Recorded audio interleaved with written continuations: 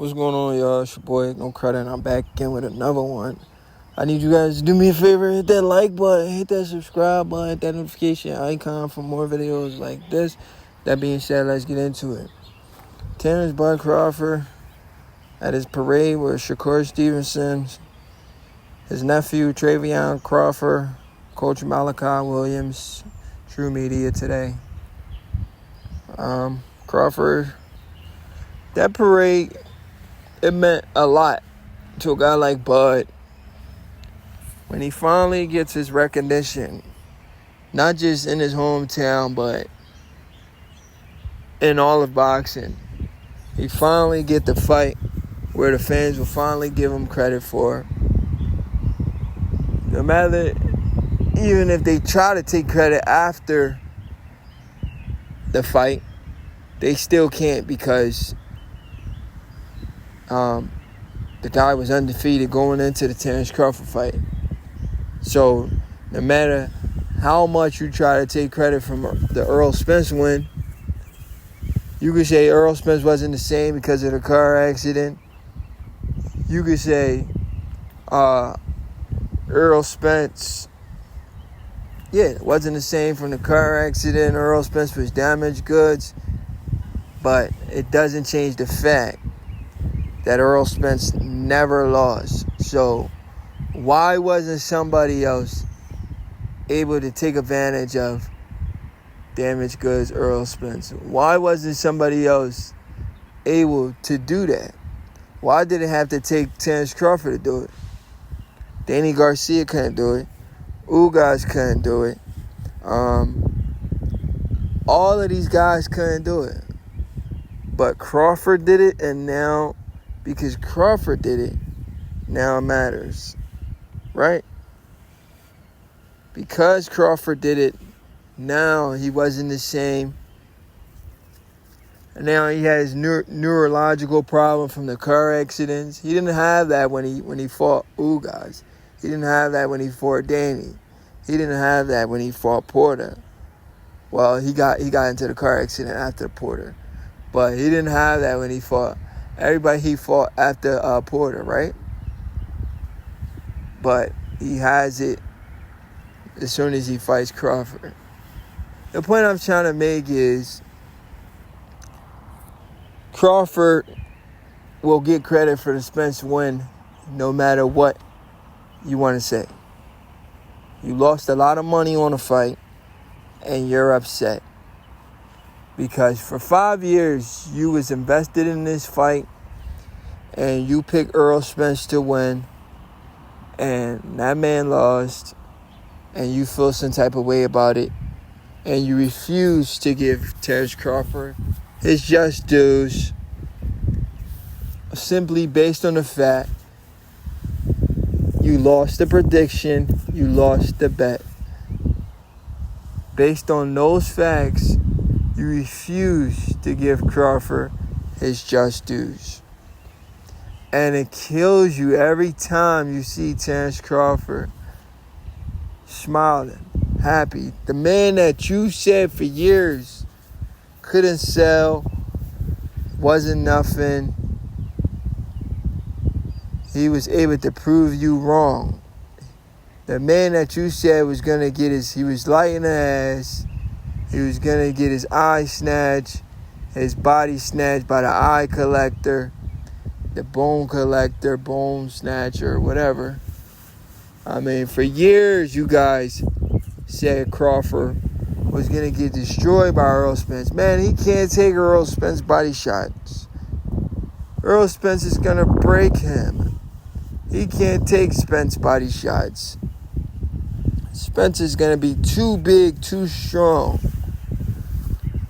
You know, not knowing that Crawford was fighting bigger guys his whole career.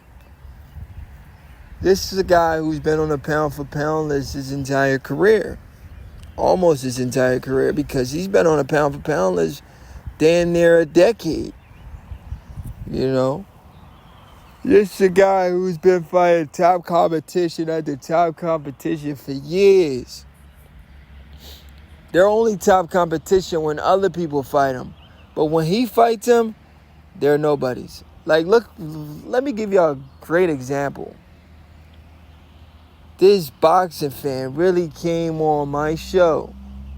And he's actually from my city. His name is Strive. Love you, bro. But you're going to be the highlight of this video. He literally said Boots stopped Thomas Delorme in 1 round. And it took Crawford 6 rounds. That is the most laughable thing you can ever say.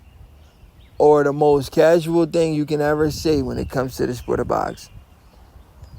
Separate times in their career, Delorme suffered multiple losses after the Terence Crawford fight.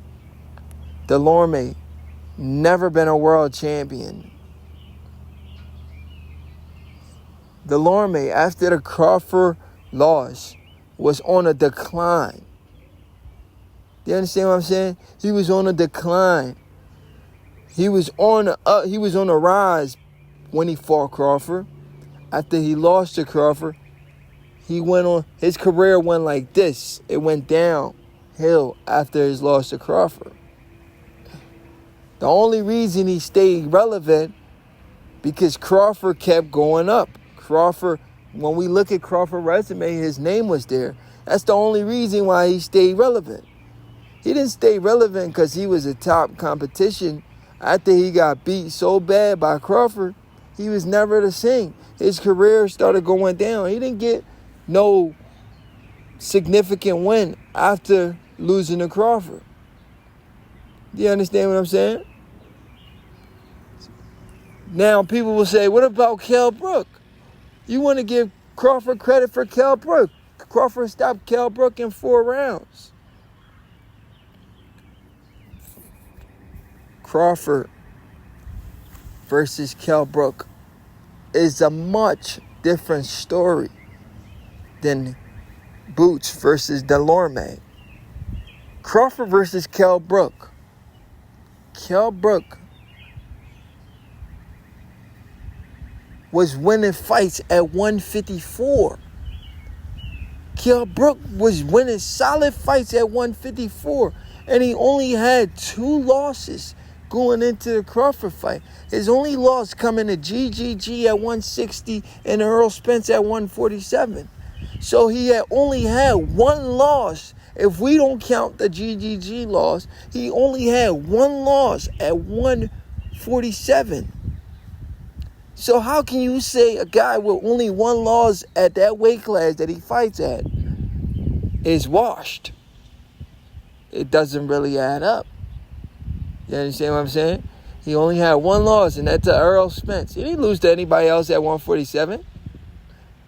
When we look at Thomas Delorme's resume, he got multiple losses.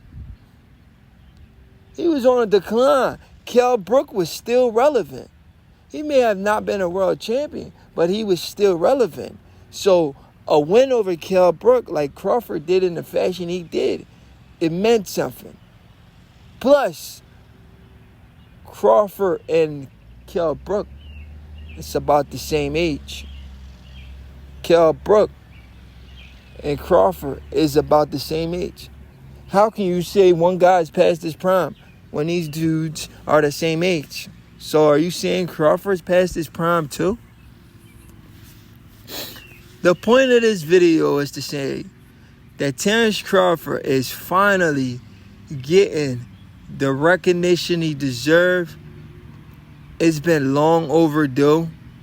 And this parade was the icing on the cake because he should have got this reception, not just from his hometown, but from the entire boxing world. Crawford should have got a red carpet treatment as soon as he left Top Rank and tried to fight Earl Spence, because that was the fight everybody wanted to see for 5 years, but the PBC failed to deliver. That's why Crawford did what he did to Earl Spence. And that's why Crawford is in the driver's seat right now. And Earl Spence is on the outside looking in, trying to steal a fight with Sebastian Fundora. It's your boy No Credit, and I'm out.